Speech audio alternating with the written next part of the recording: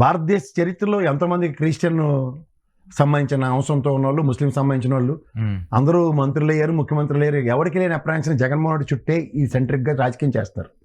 ఎందుకు వీళ్ళు converted Hindus కాబట్టి.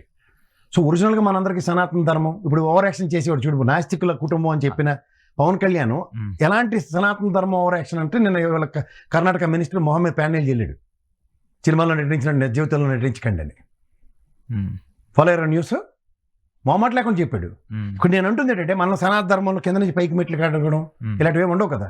ఏకపత్ని వ్రతుడు, సనాతన ధర్మంలో ధర్మ పరిరక్షణ ఎలా జరగాలి, కులాన్ని మతం ఉండదు కదా సార్. అదే చెప్తున్నాను.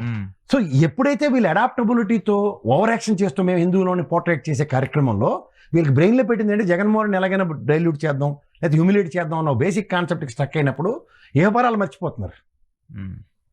ఇప్పుడు ఆఖరికి చూడండి, అర్ణవ్ గోస్వామి చెప్పాలంటే గుట్టలు తీసి పరిగెట్టించారు డిబేట్లో, మీ అల్లం ఇవన్నీ చెప్పింది దానికి ముందు. ఈకైనా ముందు మొదలెట్టిన వాడు ఈ పోరాట బావుడే.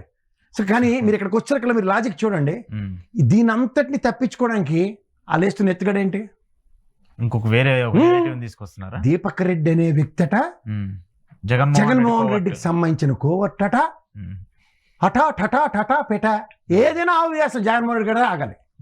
వీళ్ళు తెలుగు తక్కుతానని మాత్రం చచ్చిన ఒప్పుకోరు.